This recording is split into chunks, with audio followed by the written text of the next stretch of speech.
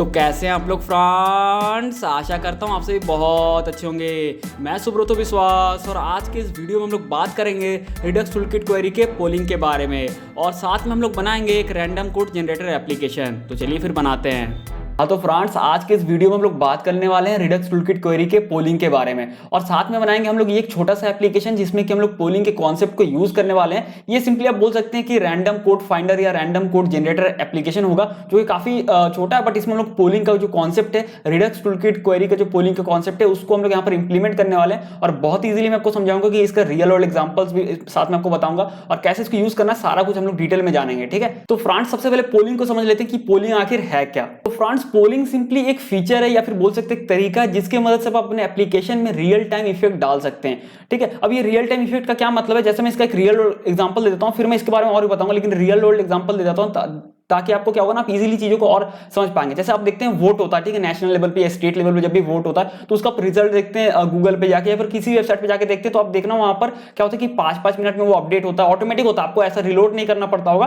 वो अपडेट हो जाता है। ठीक है, किसी किसी वेबसाइट पर ऑटोमेटिक होता है, कहीं कहीं पर नहीं होता, आपको रिलोड करना पड़ता होगा, लेकिन मैं वो बोल रहा हूँ जहां पर ऑटोमेटिक अपडेट हो जाता हो। आप देख सकते हैं कि किसी गूगल पे भी सर्च करते हैं या फिर किसी वेबसाइट पे भी जाते हैं, जब वोट होता है तो 5 मिनट में या 2 मिनट में या आधे घंटे में वो ऑटोमेटिक अपडेट होता है। या फिर आप न्यूज चैनल में देख सकते हैं, वहां पर भी होता है, लेकिन वेबसाइट पे मैं बात कर रहा हूं, मतलब क्योंकि हम लोग वेब एप्लीकेशन की बात कर रहे हैं तो भाई वेबसाइट सही होगा। फिर और एक मैं इसको रियल वर्ल्ड एकदम कमाल का एग्जांपल देता हूं। आप आईपीएल देखते हैं या फिर नॉर्मली क्रिकेट देखते हैं, ठीक है, कोई भी देखते हैं क्रिकेट इस तरह का या फिर फुटबॉल या कोई भी इस तरह का स्पोर्ट्स से रिलेटेड देखते हैं, तो मैं क्रिकेट की बात कर रहा हूं, तो वहां पर क्या होता है कि आप देखते होंगे गूगल पे ऑटोमेटिक स्कोर अपडेट हो जाता होगा 2 मिनट 3 मिनट में, आपको बार बार रिलोड नहीं करना पड़ता होगा। पहले हो सकता करना पड़ता हो, 5-6 साल पहले की बात अलग है, लेकिन अभी के जो गूगल में भी सर्च करते हैं या तो फिर नॉर्मली किसी वेबसाइट पे भी जाते हैं तो क्या होता है कि वो 2-3 सेकंड के अंदर ही वो फेच होता है डेटा को, आपको डॉट डॉट डॉट दिखता है, लोडिंग ले रहा है और फिर तुरंत वो वो फिर से वो अपडेट होता जाता है। ठीक है, तो सिंपली यही सेम चीज है। पोलिंग जो है, पोलिंग सेम वही चीज है। तो पोलिंग की मदद से आप क्या कर सकते हो, वो रियल टाइम इफेक्ट डाल सकते हो। तो क्या होगा कि क्वेरी जो है किसी सेट ऑफ टाइम इंटरवल, मतलब आप इतना देंगे कि इतना सेकंड के अंदर वो ऑटोमेटिक वो फिर से फेच हो। ठीक है, तो उस तरह से उतना इंटरवल के बाद वो क्वेरी फिर से रन होगा। तो इसके पहले वीडियो में हमने देखा था क्वेरी के बारे में, बेसिक वीडियो था, इंट्रोडक्शन वीडियो था। तो हम लोग आज फिर पोलिंग का जो कॉन्सेप्ट है इस पे इंप्लीमेंट करेंगे। ठीक है, तो इस एप्लीकेशन का डेमो देख लेते हैं। सिंपली इसको भी उसी तरीके से मैंने बनाया। तो फ्रेंड्स इस एप्लीकेशन को भी हम लोग बनाने वाले, लेकिन इससे पहले इसका डेमो देख लेते हैं। ठीक है, और काफी इजी, इसका कुछ नहीं, 2-3 लाइन का भी कोड नहीं लिखना पड़ेगा आपको। ठीक है, काफी सिंपल है पोलिंग का, तो काफी कमाल का। मैं कोडिंग में जाता हूँ, मैं मतलब अब अचानक से मैं ऐसा नहीं यहाँ से बताना शुरू कर रहा हूँ, बस आपको दिखा रहा हूँ कि डेमो दिखा रहा हूँ। ठीक है, इसके बाद से कोडिंग हम लोग शुरू करेंगे। तो जैसे मैं टाइमिंग सेट कर दे रहा हूँ यहाँ पर, मान लो कि 3-3 सेकंड में मुझे एक रैंडम कोड दिखाना है यूजर को, तो मैं यहाँ पर मिली सेकंड में आपको वैल्यू देना होता है। मतलब आप ऐसे ऐसे समझ लो, मतलब मैं अभी कोडिंग नहीं दिखा रहा हूँ, ऐसा मत समझिए कि मैं बस इतना ही बता के छोड़ दूंगा, स्टार्टिंग से ही बताऊंगा। बट ये देखो 3 सेकंड मैंने सेट कर दिया कोडिंग में। अब मैं इसको रिलोड करता हूँ तो ये क्या होगा, ये डेटा फेच होगा। ये देखो लोडिंग का भी दिखा रहा है, तो अब 3 सेकंड का वेट करना, जैसे ये होगा 3 सेकंड बाद नहीं, देखो फेचिंग का ये आइकन दिखा रहा था, और 3 सेकंड बाद ये ऑटोमेटिक फेच होगा। आप मैनुअली फेच कर सकते हैं, इस पे क्लिक करेंगे तो ये मैनुअली भी फेच हो जाएगा। ठीक है, तो हम लोग ये भी देखेंगे कैसे मैनुअली भी फेच करवा सकते हैं। जैसे होता है ना, अगर रियल वर्ल्ड एग्जांपल में भी लेते हैं, अगर क्रिकेट या वोट में भी देखते हैं, उसमें भी होता है ना रिफ्रेश का बटन, गूगल पे देखना रिफ्रेश के साथ बटन होता है। अगर आप मतलब वो थोड़ा, क्योंकि 5-5 मिनट में अपडेट होता है तो आपको मैनुअली रिफ्रेश करना खुद से, यार चलो ना रिफ्रेश करके देखते हैं, तो आप वैसे भी देखते हैं ना इसको। ठीक है, तो फिर यहाँ पर रिफ्रेश का भी बटन है, तो आप जैसे क्लिक करेंगे ये रिफ्रेश होगा। ठीक है, आपको 3 सेकंड के लिए वेट नहीं करना पड़ेगा। या फिर मान लेते हैं 5-5 मिनट में हम लोग सेट करते हैं और हम लोग को तुरंत चाहिए तो हम लोग क्लिक करके इसको रिफ्रेश करते हैं, और जैसे क्लिक करेंगे तो ये इस तरह से रिलोड वाला भी यहाँ पर हम लोग एनिमेशन वगैरह देंगे, और काफी सिंपल होगा, जो भी होगा बहुत सिंपल होगा। ठीक है, तो इसको आज हम लोग बनाने वाले हैं, तो चलिए फिर शुरू करते हैं।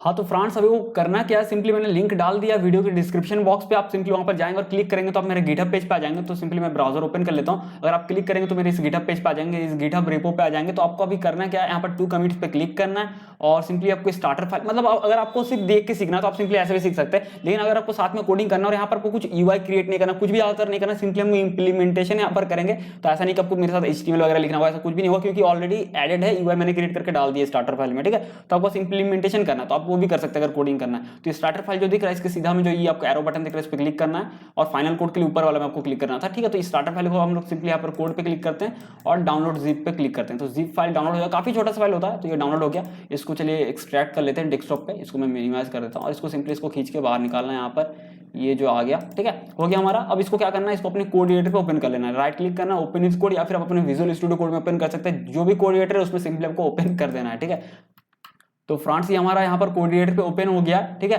ये जो प्रोजेक्ट है ये पूरा स्टार्टर फाइल्स जो भी, अब इसको सबसे पहले हमें क्या करना होगा कि जो भी पैकेज है, नेसेसरी पैकेज है, जिस पैकेज पे डिपेंड उसको इंस्टॉल करना होता है। तो काफी सिंपल है, टर्मिनल पे जाइए और यहाँ पर न्यू टर्मिनल पे क्लिक कीजिए, कंट्रोल जे प्रेस कीजिएगा, उससे भी ओपन हो जाएगा, शॉर्टकट है। और आपको यहाँ पर कमांड रन करना है yarn इंस्टॉल, ठीक है। तो सिंपली आपको लिखना है yarn इंस्टॉल और आपको इंटर प्रेस करना है। तो जो भी नेसेसरी पैकेजेस है, डिपेंडेंट पैकेजेस है, वो सारा इंस्टॉल हो जाएगा, ठीक है। तो थोड़ी देर आपको यहाँ पर वेट कर लेना है। हाँ, तो फ्रेंड्स यहाँ पर सारा पैकेजेस हमारा इंस्टॉल हो चुका है, तो जल्दी से इसको ऐप को स्टार्ट कर लेते हैं। तो सिंपली आपको लिखना है yarn स्टार्ट और ये जो ऐप है आपका ब्राउजर पे स्टार्ट हो जाएगा, ठीक है। हाँ, तो फ्रेंड्स ये हम लोग का यहाँ पर जो ब्राउजर पे ये रन हो चुका है, यूआई ऑलरेडी रेडी, आपको कुछ नहीं करना है। तो यहाँ पर हमने एक कोट यहाँ पर कोटेशन लगाया हुआ है और ऑथर का नेम दिया हुआ है यहाँ पर, ठीक है। तो यहाँ पर इस तरह का कुछ है यूआई और यहाँ पर क्लिक करने से ये जो है फिर से रिफ्रेश वाला भी फीचर डालेंगे कि यूजर का चाहता है कि भाई 5 मिनट बाद रिफ्रेश हो रहा है, नया नया कोट आ रहा, तो यूजर मैनुअली भी चाहता है कि नहीं यार मुझे तुरंत देखना है, तो इस पर भी क्लिक करके तुरंत उसको रिफ्रेश कर सकता है, ठीक है। और एक चीज क्या कि इसको रिस्पॉन्सिव भी मैंने बनाया यूआई, तो अगर मोबाइल पे भी अगर आप चेक करेंगे तो ये रिस्पॉन्सिव है, ठीक है। तो काफी मतलब फील है कि हाँ यार ऐसा नहीं कि काम चलाओ टाइप से लगे। कंसोल पे चेक कर लेते हैं क्या एरर है। तो पहले ये जो सेकंड वाला ये गलती से हो गया अपने से, ये क्या सोर्स में अगर आप जाएंगे app.js पे, सॉरी इंडेक्स नहीं, ऐप डॉट क्या ओपन हो जा रहा है बार बार, app.js पे अगर आप जाएंगे यहाँ पर, तो यहाँ पर क्या सीन है, इसको पहले मिनिमाइज कर देते हैं, ठीक है। इसको इस तरह से मिनिमाइज करते हैं और यहाँ पर जो फॉन्ट ऑसम का आइकन था, तो मैंने क्लास यहाँ पर क्लास नेम यहाँ देना चाहिए था, ठीक है। तो इसकी जगह क्लास दे दिया था, तो उसके वजह से ये इस तरह से बिहेव कर रहा है, मतलब वहाँ पर वो एरर दे रहा है। तो कोई दिक्कत नहीं, ऐसे वो वार्निंग एरर नहीं है, वार्निंग है, ठीक है, लिखा ही हुआ है वार्निंग है। और यहाँ पर जो है दूसरा जो लिखा हुआ है कि हमने अभी तक स्टोर, मतलब हमने सब कुछ ऑलरेडी ये कनेक्टेड। अब ऐसा थोड़ी है कि भाई फिर से वही चीज दिखाएंगे, मतलब रिएक्ट रिडक्स इंस्टॉल करो, ये इंस्टॉल करो, सेटअप करो, तो फालतू का, क्योंकि वो आपको आता है, पिछली वीडियो में मैंने ये सारा कुछ बताया हुआ है, ठीक है। तो उसका कोई लॉजिक नहीं बनता। तो एक चीज जो यहाँ पर आपको दिखेगा कि वो वार्निंग दिखेगा कि स्टोर हमारा अभी यहाँ पर कोई सेटअप नहीं आया, ठीक है। लेकिन बट आप वो इंस्टॉलेशन अगर आपको प्लगइन अगर इंस्टॉल कर लिए हैं, मतलब रिडक्स का जो है क्रोम स्टोर पे जो मिलता है, यहाँ पर वो ऑप्शन आएगा और यहाँ पर आपको उसका रिडक्स का स्टोर दिख जाएगा। पहले कुछ कनेक्टेड नहीं है, इसीलिए वहाँ पर वार्निंग आ रहा है कि आपको आपका स्टोर में कोई रिड्यूसर कनेक्टेड नहीं है अभी तक, ठीक है। तो वो सारा कुछ अभी हम लोग सेटअप करने वाले हैं। तो इसको मोबाइल व्यू से हटाते हैं यहाँ से। और अब क्या करना है अभी, जैसे मैंने बताया था, अभी आपको सबसे पहले स्टोर क्रिएट करना होता है। तो ये स्टोर का बेसिक जो फॉर्मेट ये है और इसको हमने index.js में कनेक्ट करा के रखा। तो पिछले वीडियो में मैंने सारा कुछ बताया हुआ है, फिर भी थोड़ा थोड़ा बता दे रहा हूँ। तो स्टोर जेएस हमारा यहाँ क्रिएट है। यहाँ पर हम लोग जो जनरेटेड हमारा जो रिड्यूसर है उसको और जो जनरेटेड हमें मिलेगा मिडिलर, उसको कनेक्ट करेंगे यहाँ पर, ठीक है। और हम लोग सबसे पहले क्या करते हैं, सर्विस पे हम लोग सर्विस क्रिएट करते हैं। तो सर्विस पे हमने ये जो कोड्स.js क्रिएट करके रखा हुआ है। यहाँ पर हम लोग ये जो कोड्स जो सर्विस इसको हमने क्रिएट किया है फाइल कोड्स.js के नेम से। अब इस पे सिंपली हम लोग को क्या करना है मैं आपको दिखाता हूँ। कुछ कॉपी पेस्ट करेंगे और मैं लाइन बाय लाइन समझा दूंगा फिर भी, जबकि मैंने पिछले वीडियो में सारा कुछ बताया हुआ है। तो आप अगर फिर से क्लिक करते हैं मेरे इस रिपो पे, या फिर आप जो लिंक मैंने डाला उस पर अगर आप क्लिक करते हैं, तो मास्टर ब्रांच कहने का मतलब जो मास्टर नहीं सॉरी फाइनल जो हमारा कमिट है उस पर, तो यहाँ पर आपको सोर्स पे अगर आप जाएंगे, सोर्स पे, और यहाँ पर सर्विसेज पे जाएंगे और कोड्स पे जाना है आपको, ठीक है। तो लेटेस्ट मतलब जो कमिट है ना वो फाइनल कमिट देख लेना कि वही होना चाहिए। तो ये पूरा कोड को कॉपी कर लेते हैं, ठीक है। ये पूरा कोड कॉपी कर लेते हैं और मैं लाइन बाय लाइन भी आपको समझा देता हूँ, क्योंकि ये लिख भी सकते थे बट ये सारा कुछ मैंने पिछले वीडियो में पूरा बताया हुआ है, ठीक है। तो सबसे पहले हमने क्या किया, create API phase base query को इंपोर्ट किया है Redux.js toolkit/query/react से, ठीक है। अब क्रिएट एपीआई की मदद से इस क्रिएट एपीआई की मदद से हम लोग क्या कर सकते हैं, एपीआई स्लाइस क्रिएट कर सकते हैं, जो कि मैंने पिछले वीडियो बताया था। तो हमने एक वेरिएबल क्रिएट किया कोड्स एपीआई के नेम से और उसको हमने एक्सपोर्ट किया ताकि बाहर से उसको हम लोग इंपोर्ट कर सके, उसको यूज कर सके, ठीक है। तो हमने इसको एक्सपोर्ट किया हुआ है और क्रिएट एपीआई को कॉल किया, जिसमें क्या ऑब्जेक्ट फॉर्म में हम यहाँ पर ऐड करते हैं, ऑब्जेक्ट फॉर्म में हम लोग पास करते हैं। तो ऑब्जेक्ट हमने क्रिएट किया जिसमें रिड्यूसर पाथ दिया। रिड्यूसर पाथ मतलब कि समझ लो इस नेम से हम लोग रिड्यूसर वहां पर क्रिएट होगा जिसमें कि कैच डेटा स्टोर होगा। तो रिड्यूसर पाथ में कुछ भी दे सकते हैं, बट हमने क्योंकि कोटेशन से रिलेटेड है तो इसलिए हमने कोड से पे दे दिया। कोई बहुत बड़ी चीज नहीं है, सिंपली आप बस कुछ भी लिख सकते हैं, एबीसीडी कुछ भी लिख दो, उससे कोई फर्क नहीं पड़ने वाला। उसके बाद हम लोग यहाँ पर बेस क्वेरी देते हैं। तो बेस क्वेरी में सिंपली हमने फेज बेस क्वेरी को यहाँ पर इस प्रॉपर्टी में हमने असाइन किया है, फेज बेस क्वेरी जो कि हमने इंपोर्ट किया था। तो फेज बेस क्वेरी क्या एक्चुअल में जैसे हम लोग एक्सियोस या आप यूज करते हैं ना, एक्सियोस यूज करते हैं, या तो फिर आप फेच एपीआई यूज करते हैं, या फिर और भी बहुत सारे है ना डेटा को फेच करने का। तो सेम इसी तरह से ये Redux.js टूलकिट का अपना है, जो कि एक तरह से रैपर का काम करता है फेच एपीआई के ऊपर से, ठीक है। एक रैपर कंटेनर के जैसा, जिसमें कुछ नहीं आपको कॉल करके एक ऑब्जेक्ट पास करा देना है, जिसमें कि आपको बेस यूआरएल एक प्रॉपर्टी देना है और उसमें आपको यूआरएल देना है कि डेटा कहां से फेच करे, किस यूआरएल से, ठीक है। तो पिछले वीडियो में मैंने बताया था ना आपको कि जेसन प्लेसहोल्डर से हम लोग डेटा को फेच कर रहे थे, इस बार हम लोग कर रहे हैं इस यूआरएल से, जो कि मुझे गिटहब में मिला, मैं चेक कर रहा था रैंडम कोड जनरेटर करके, तो ये मुझे यूआरएल मिला, ठीक है। तो ये हमारा बेस यूआरएल है, तो इस पे हिट करना है। लेकिन इस पे हिट करने से नहीं हुआ, ये स्लैश रैंडम पे हिट करने से हमें मिलता है, बट ये हमारा बेस यूआरएल हम लोग इसको मान के चल रहे हैं। अब उसके बाद हमने इंड पॉइंट अपना डिफाइन कर दिया, काफी सिंपल है। इंड पॉइंट्स किया तो इसमें हमने एरो फंक्शन दिया और इसमें बिल्डर ऑब्जेक्ट पास कराया हमने। तो हमने हमारा जो इंड पॉइंट है उसका नेम हमने दिया है गेट रैंडम कोड, अब कुछ भी दे सकते हो, तो गेट रैंडम कोड हमने यहाँ पर दिया हुआ है और उस पर गेट रैंडम कोड हमने प्रॉपर्टी दिया हुआ है, ठीक है। तो आप कुछ भी दे सकते हो नेम, तो जैसे होता है ना gate user name by ID आप देते हो, फिर या get all users, create users, update user, इस तरह से नेमिंग देते हो ना इंड पॉइंट का। तो यहाँ पर मैंने दिया गेट रैंडम कोड, ठीक है। तो फ्रेंड्स सिंपली ये गेट रैंडम कोड जब भी हिट होगा तो ये एक्शन परफॉर्म होने वाला है। ये सारा कुछ मैंने पिछले वीडियो में बताया, मैं फिर से एक बार रिपीट करता हूँ, बस कॉपी पेस्ट मैंने किया। ये सारा कुछ, ये कुछ भी आपको ऐसा इसमें नया नहीं दिख रहा होगा, हो सकता है जो लोगों ने जिन्होंने भी मेरा पिछला वीडियो पूरा देखा होगा उनको ऐसे भी समझ में आ रहा होगा, ठीक है। तो इसमें कुछ नया नहीं है, बट मैं फिर से भी बता दे रहा था, ठीक है। तो जब भी गेट रैंडम कोड हिट होगा तो सिंपली ये एक्शन होने वाला है। तो ये एक्शन क्या, सिंपली क्वेरी होगा जो बेस यूआरएल है यहाँ पर, उसमें बस ये ऐड हो जाएगा स्लैश रैंडम, तो स्लैश का रैंडम लग जाएगा तो रैंडम कोड हमें मिलने वाला, ठीक है। ये तो नॉर्मल जो कि मैंने बताया था, और मैंने ये भी बताया था कि ये आपको कोड्स एपीआई के थ्रू आपको ये जो हम लोग एक्सपोर्ट कर रहे हैं, ये hooks use get random code query, ये जो एक्सपोर्ट होता है ऑटोमेटिक जनरेटेड होता है। तो ये देखो थोड़ा नेम इसलिए चेंजेस दिख रहा होगा, जो भी आप देंगे उससे पहले यूज लग जाएगा और वो थोड़ा कैपिटलाइज हो जाएगा, जैसे जी कैपिटल हो गया, आर कैपिटल, क्यू कैपिटल और लास्ट में क्वेरी लग जाएगा। तो इस तरीके से ये खुद जनरेट करके देता है आपको, ठीक है। ये हमारा हो गया। अब स्टोर का देख लेते हैं। तो स्टोर का भी मैं कॉपी पेस्ट करता हूँ इसलिए क्योंकि ये सारा कुछ मैंने पिछले वीडियो में बताया हुआ, अगर नहीं पता था, कुछ नया होता तो भाई लिख लेते, कोई दिक्कत नहीं था, ठीक है। तो अपन पीछे जाते हैं और एक स्टेप, और यहाँ पर सोर्स में जाते हैं, सोर्स में तो था, हाँ store.js में जाते हैं और इसको कॉपी पेस्ट कर लेते हैं यहाँ पर, ठीक है। तो यहाँ पर जाते हैं store.js पे और यहाँ पर इसको रिप्लेस करते हैं, पेस्ट करते हैं, ठीक है। तो सिंपली हमने कोड्स एपीआई को इंपोर्ट कर लिया, जो यहाँ से एक्सपोर्ट कर रहे थे ना हम लोग ये कोड्स एपीआई वेरिएबल को, तो उसको हमने यहाँ पर इंपोर्ट कर लिया कोड्स एपीआई वेरिएबल को। और हम लोग सिंपली क्या किया है, codes API dot reducer path को यहाँ पर उसके नेम से नेमिंग कर दिया, और उसमें सारा आता है सेटअप, आता है, मैंने ये सारा कुछ बताया पिछले वीडियो में। तो कोड्स एपीआई डॉट रिड्यूसर से उस रिड्यूसर पाथ में हमने उस रिड्यूसर को यहाँ पर असाइन कर दिया। तो रिड्यूसर वो भी हमें जनरेटेड मिलता है, हम लोग यहाँ पर कोई रिड्यूसर क्रिएट नहीं कर रहे हैं। जबकि आप रिडक्स यूज करते हैं तो आपको रिड्यूसर और एक्शन सारा कुछ क्रिएट करना पड़ता है या फिर स्लाइस क्रिएट करना पड़ता है। यहाँ पर हम लोग कुछ भी क्रिएट नहीं कर रहे हैं, हमें जनरेटेड मिलता है। तो इसीलिए कोड्स एपीआई के अंदर ऑब्जेक्ट के अंदर एक रिड्यूसर मिलता है जिसको असाइन करते रहे, और हम लोग कस्टम मिडलवेयर यहाँ पर लगा दे रहे हैं, ठीक है। ये भी मैंने बताया था पिछले वीडियो में, जिससे की मदद से आप डेटा कैचिंग और बहुत सारे फीचर्स को इंप्लीमेंट कर सकते हैं, ठीक है। जो भी है, तो यहाँ तक हमारा हो गया, जो कि सारा सेम है पिछली वीडियोस के अगर देखा जाए तो उस हिसाब से। तो चलिए अब हम लोग पूलिंग को यहाँ पर इंप्लीमेंट करते हैं। तो सबसे पहले हम लोग क्या करेंगे, कोड्स.js से जो यहाँ पर हुक एक्सपोर्ट हो रहा है, use get random code query, जिसको हिट करने से ये एक्शन परफॉर्म होने वाला है, मतलब कि हमें रैंडम कोड मिलने वाला है। तो इसको हम लोग app.js में जाते हैं और इस हुक को इंपोर्ट कर लेते हैं। तो चलिए फ्रेंड्स इसको कर लेते हैं हम लोग इंपोर्ट, काफी सिंपल है। यहाँ पर आप IMP लिख के टैब भी प्रेस कर सकते हैं और सिंपली भी इंपोर्ट कर सकते हैं, ठीक है। तो हम लोग इसको इंपोर्ट करने वाले हैं ./services/ कोड से, और यहाँ से आएगा जो हमने वहाँ से एक्सपोर्ट किया था, use get random code query, ठीक है। तो इसको यहाँ से हम लोग कॉपी कर लेते हैं इस हुक को, और आप मैंने कंसोल लॉग करके मैंने पिछले बार भी दिखा था, इस बार भी दिखाता हूँ कि इस हुक को कॉल करेंगे तो हमें क्या क्या मिल रहा है, ताकि आप उसका यूज कर सके अच्छे से, ठीक है। तो ब्राउजर पे जाते हैं और इसको हम लोग यहाँ पर टर्मिनल ओपन करते हैं और इसको रिलोड करते हैं एक बार फिर से, ठीक है, ठीक है। तो देखो ये पेंडिंग दिखा रहा है, थर्ड स्टेज में ये जो है हमें फुलफिल्ड दिखा रहा है स्टेटस। और देखो क्या क्या मिल रहा है यहाँ पर, इन पॉइंट का जो नेम हमने रखा था वही हमें इन पॉइंट मिल गया। मैंने देखो जैसे बताया था आपको कि कोड्स में देखो जो हमने रखा था गेट रैंडम कोड, जो इन पॉइंट हमने दिया था वही इन पॉइंट हमें यहाँ मिल गया।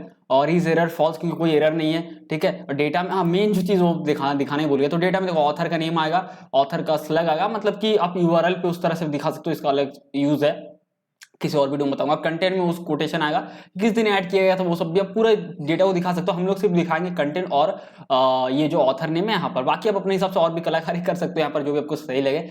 और भी इसमें बहुत कुछ है, जैसे कि डेटा को अगर छोड़ दे, इज फेचिंग है कि डेटा, जैसे फेचिंग का मतलब हुआ कि जैसे आपने क्लिक किया तो जैसे फेच होना स्टार्ट हुआ ना, डेटा फेचिंग की रिक्वेस्ट भेजा तो फेचिंग तो है कि डेटा फेच हो रहा है। लोडिंग तो फेचिंग फॉल्स, क्योंकि डेटा फेच हो चुका है ना, तभी तो डेटा हमारे पास यहाँ पर आया ना। आपको फेचिंग इस पे दिखेगा, तो पेंडिंग देखो समझ में आ जाएगा। यहाँ पर फेचिंग ट्रू दिखाएगा, लोडिंग ट्रू दिखाएगा, क्योंकि अभी लोड लेने के स्टेज में फेचिंग भी हो रहा है। सक्सेस फॉल्स, क्योंकि अभी तक लोड नहीं हुआ है तो भाई सक्सेस फॉल्स, ठीक है। और ये सब आपको दिखाएगा। तो यहाँ पर भी सिंपली इसका ऑपोजिट हो जाएगा। तो भाई अभी क्योंकि लोड हो चुका है तो इस लोडिंग नहीं हो रहा है ना, लोडिंग हो चुका है और सक्सेसफुली डेटा आ गया, तो इसलिए सक्सेस ट्रू, ठीक है। तो आप इन सभी का भी हम लोग यहाँ पर कुछ यूज करेंगे। और डेटा तो हमारे पास यहाँ पर आ तो गया, तो अभी हम लोग क्या करेंगे, यहाँ पर ये जो हुक को कॉल करेंगे app.js पे, सिंपल है, ये कौन से लोग हटा दे रहे हैं, यहाँ पर हम लोग डिस्ट्रक्शन करेंगे इस तरह से, क्योंकि ऑब्जेक्ट के फॉर्म में दे रहा है तो सिंपली उससे हम लोग प्रॉपर्टीज को बाहर खींच के वेरिएबल्स में उसको हम लोग असाइन कर दे रहे हैं, ठीक है। तो ये इस तरह से इस हुक को हम लोग यहाँ पर कॉल करेंगे, काफ़ी सिंपल है। और यहाँ से हम लोग लेंगे डेटा सबसे पहले, क्योंकि डेटा मैंने आपको दिखा था ना, डेटा में आ रहा है, डेटा में हमारे पास आ रहा है अभी तो अच्छा दिख जाएगा, ठीक है। तो डेटा में हमारे पास आ रहा है डेटा, ठीक है, तो डेटा है।